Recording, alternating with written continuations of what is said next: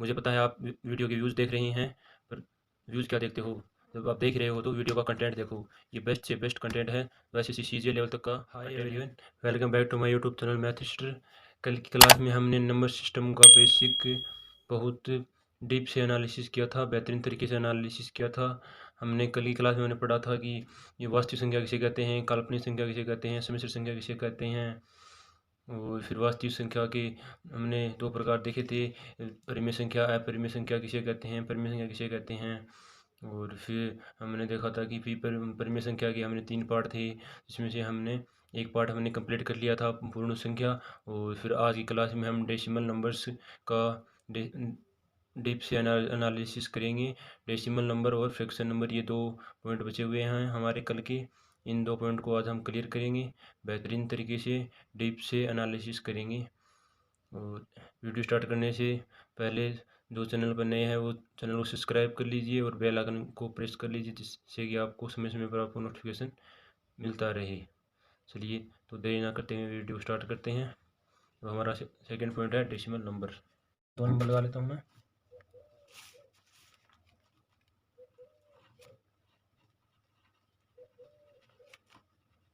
Decimal number से हम कहते हैं दशमलव संख्या। अब हम इसे समझेंगे कि दशमलव संख्या कितने प्रकार की होती हैं, क्या क्या इसमें प्रकार होते हैं। दशमलव संख्या 3 प्रकार की होती हैं। दशमलव संख्या कितने प्रकार की होती हैं? दशमलव संख्याएं 3 प्रकार की होती हैं। दशमलव संख्या 3 प्रकार की होती हैं। देखते हैं कौन कौन सी है। पहला है टर्मिनेटिंग डेसिमल।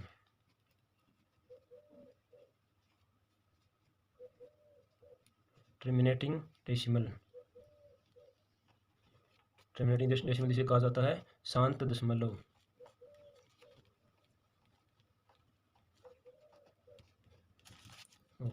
2 नंबर पर है नॉन टर्मिनेटिंग डेसिमल। 2 नंबर पर है नॉन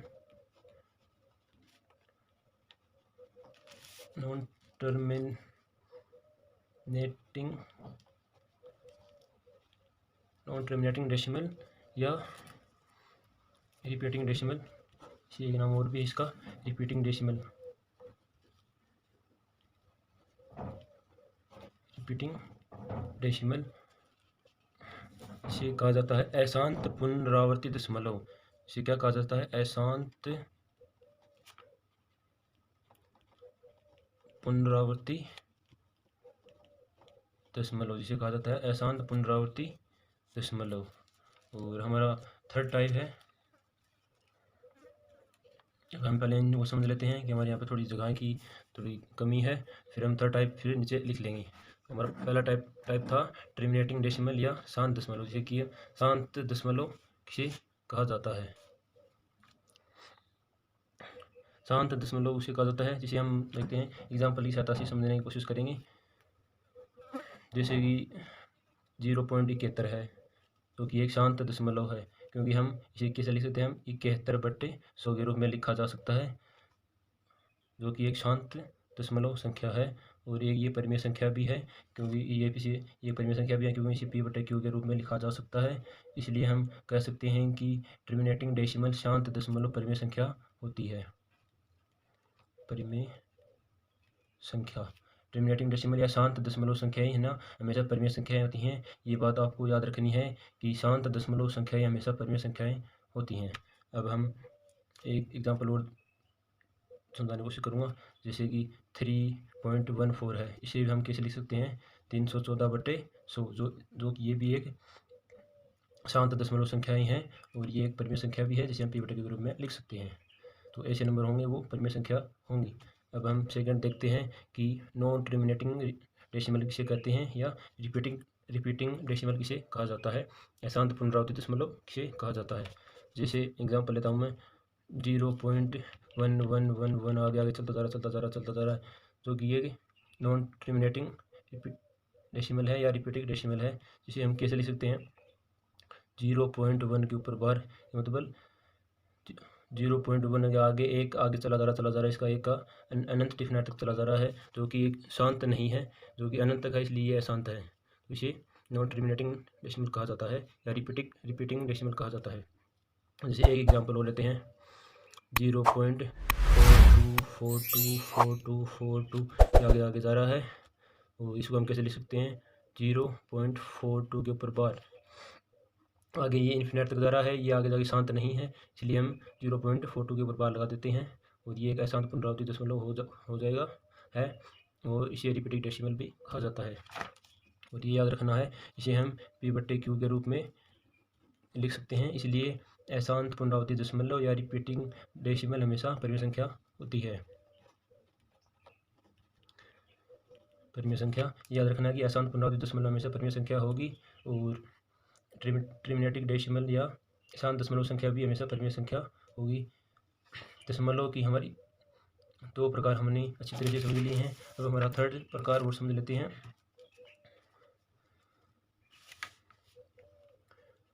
थर्ड टाइप है non terminating non repeating decimal.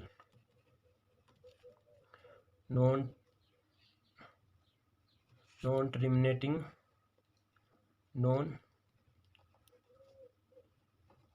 Repeating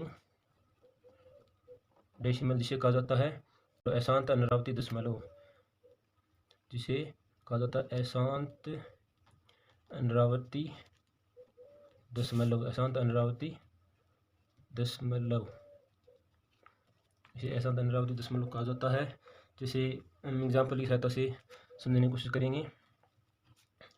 इसे आगे 0.178543213 ये से आगे आगे जा रहा है। इसमें हमें देखने को क्या मिल रहा है कि 0 के बाद कोई भी नंबर रिपीट नहीं हो रहा है, सब अलग अलग आ रही हैं, और यह इन्फिनिट तक चला जा रहा है, अनंत तक चलता जा रहा है, इसलिए इसे अशांत अनरावृत्ति दशमलव कहा जाता है। और एक एग्जाम्पल और लेते हैं, √5 हो गया। √5 को हम क्या लिख सकते हैं, 2.23 आगे आगे से जाएगा, इसका मान अलग अलग आएगा, तो √5 भी एक अशांत पुनरावृत्ति दशमलव है, अशांत अनरावृत्ति दशमलव संख्या है, अशांत अनरावृत्ति दशमलव संख्या है। और √3 है, इसको हम क्या लिख सकते हैं, 1.73222 आगे आ जाएगा, और ये भी एक अशांत अनरावृत्ति दशमलव संख्या है। और इसे हम क्या लिख सकते हैं, इसे हम P/Q के फॉर्म में हम नहीं लिख सकते हैं, इसलिए अशांत अनरावृत्ति दशमलव संख्या ये क्या है, अपरिमेय संख्या है, अपरिमेय संख्या है। इसे हम P/Q के फॉर्म में नहीं लिख सकते, इसलिए यह एक अशांत अनरावृत्ति दशमलव संख्या हो जाती है। हमने यहाँ पर डेसिमल के तीनों प्रकार को अच्छी तरह से समझ लिया है, और इन्हें आपको अच्छी तरह से समझना है और याद रखना है। इनसे एग्जाम में क्वेश्चन बनते हैं, बहुत बेसिक क्वेश्चन बनते हैं, जिससे हम समझ नहीं पाते हैं, और इन्हें समझने के लिए हमें ये बेसिक याद रखना बहुत ज़रूरी है, इन्हीं से क्वेश्चन होंगे। अब हमने इंटीजर को अच्छे तरीके से समझ लिया है, डेसिमल भी समझ लिया है, और अब हमारा थर्ड प्रकार है फ्रैक्शन। थर्ड प्रकार हमारा लास्ट प्रकार हमारा बच रहा है परिमेय संख्या। परिमेय संख्या और अपरिमेय संख्या थी, और परिमेय संख्या में 3 प्रकार थे, पूर्णांक संख्या, दशमलव संख्या और फ्रैक्शन या भिन्न संख्या। तो हमने पूर्ण संख्या को हमने समझ लिया है, और दशमलव संख्या भी हमने समझ ली है, और अब हमारी लास्ट बची हुई है भिन्न संख्या।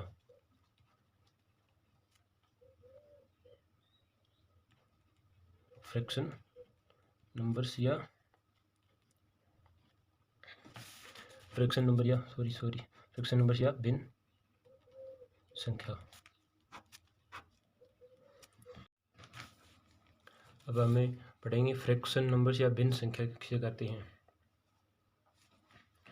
फ्रैक्शन हमेशा P/Q के फॉर्म में होती है। फ्रैक्शन संख्या हमें पता ही है कि भिन्न संख्या हमेशा P/Q के रूप में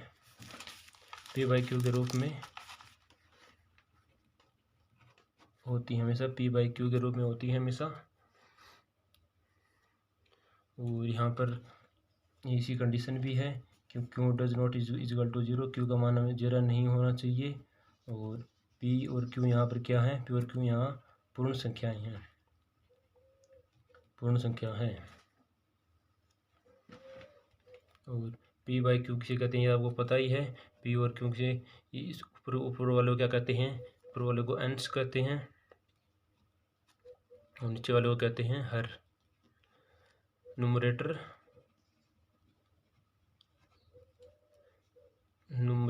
और हर को क्या कहते हैं, डिनोमिनेटर।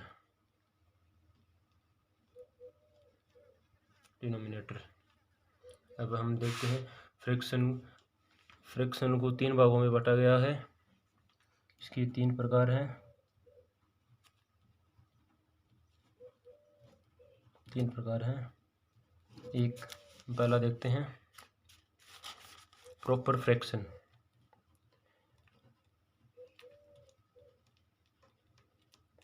प्रॉपर फ्रैक्शन जिसे हम कहते हैं उचित भिन्न।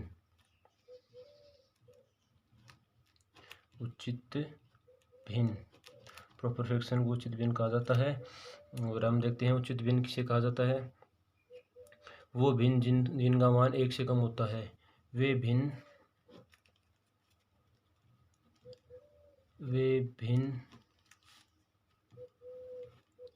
जिनका मान 1 से कम होता है। जिनका मान 1 से कम होता हो, वे फ्रैक्शन जिनका मान 1 से कम हो, वे भिन्न उचित भिन्न कहलाती हैं। जैसे कि न्यूमरेटर का मान हमेशा किससे छोटा होना चाहिए, डिनोमिनेटर से छोटा होना चाहिए। मान ले मतलब कि अंश का मान हमेशा हर से छोटा होना चाहिए, तभी वह उचित भिन्न कहलाएगी। यदि हर का मान बड़ा है और अंश का मान छोटा है, तभी वह प्रॉपर फ्रैक्शन कहलाएगी। जिसे हम एग्जाम्पल की तरफ से देखते हैं कि एग्जाम्पल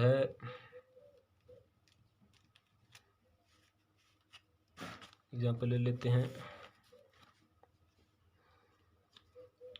जैसे 3/5 है, ये एक उचित भिन्न है क्योंकि यहाँ पर अंश छोटा है और हर बड़ा है। और जैसे 11/25 ले लेते हैं, ये भी उचित भिन्न है। और ऐसे अगर आप कुछ भी क्या ले सकते हैं जिसका अंश तो छोटा हो और हर बड़ा हो, वह उचित भिन्न कहलाती है। ये हमारी उचित भिन्न कंप्लीट हो गई है। अब हम आगे देखते हैं अनुचित भिन्न। दूसरा प्रकार है हमारा अनुचित भिन्न।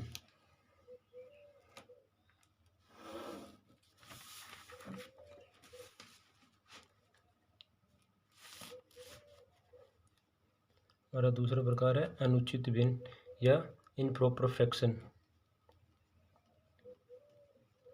इनप्रॉपर फ्रैक्शन या अनुचित भिन्न। अनुचित भिन्न किसे कहते हैं? अनुचित भिन्न उसे कहते हैं जिसका मान 1 से ज़्यादा हो।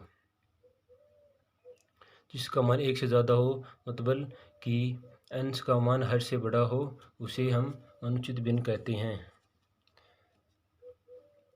अंश का मान हर से ज़्यादा हो तो न्यूमरेटर का मान ज़्यादा होगा डिनोमिनेटर से, तो यह अनुचित भिन्न कहलाएगी। जिसे हमारा एग्जाम्पल की तरफ से समझते हैं। कोई भी एग्जाम्पल ले लेते हैं, जैसे 15/7, इसमें अंश का मान बड़ा है और हर का मान छोटा है, तो यह एक अनुचित भिन्न है। और ले लेते हैं 100/20, ये भी एक अनुचित भिन्न है। और जैसे ले लेते हैं 110/10, ये भी एक अनुचित भिन्न है। ऐसे करके आप कोई भी संख्या ले सकते हैं जिसका अंश बड़ा हो और हर छोटा हो, वह एक अनुचित भिन्न होगी। तो ये हमारी इसकी दूसरा प्रकार हो गया। अब हमारा एक थर्ड लास्ट टाइप बचा हुआ है, जिसे हम कहते हैं मिक्स फ्रैक्शन।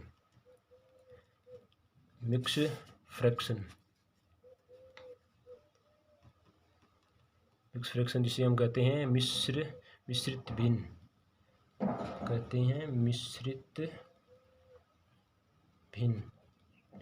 मिश्रित भिन्न किसे कहते हैं, हम देखते हैं। मिश्रित भिन्न उसे कहते हैं जिसे इंटीजर प्लस प्रॉपर फ्रैक्शन का योग को मिश्रित भिन्न कहा जाता है। मतलब पूर्ण संख्या और उचित भिन्न के योग को ही मिक्स फ्रैक्शन या मिश्रित भिन्न कहा जाता है। पूर्ण संख्या प्लस उचित भिन्न का योग ही मिश्रित भिन्न कहलाता है। मिश्रित भिन्न कहलाता है। पूर्ण संख्या और उचित भिन्न का योग ही मिश्रित भिन्न कहलाता है। इंटीजर प्लस प्रॉपर फ्रैक्शन का योग ही उचित मिश्रित भिन्न कहलाता है। इसे हम एग्जाम्पल की सहायता से समझने की कोशिश करेंगे। एग्जाम्पल जैसे -2/7 ये एक पूर्ण संख्या है और एक उचित भिन्न भी है, क्योंकि यहाँ पर अंश का मान छोटा है, हर का मान बड़ा है, और दो यहाँ पर एक क्या है, यहाँ पर एक पूर्ण संख्या है, तो ये एक मिश्रित भिन्न हो गई। और एक और एग्जाम्पल ले लेते हैं, जैसे 5 + 4/9, जिसे हम किस प्रकार लिख सकते हैं, इसे हम 5 से ही 4/9 के रूप में हम लिख सकते हैं। ये भी एक मिश्रित भिन्न हो गई। और जैसे वो ले लेते हैं 6 + 2/7, इसे हम 6 से ही 2/7 के रूप में लिख सकते हैं। ये भी एक मिश्रित भिन्न का उदाहरण हो गया। और ऐसे कई उदाहरण हैं, तो हम इसे ले सकते हैं, और जो जिसमें पूर्ण संख्या भी हो और हर का मान n से बड़ा हो, तो वह संख्या मिश्रित भिन्न के रूप में होगी और वह मिश्रित भिन्न ही कहलाएगी। तो आज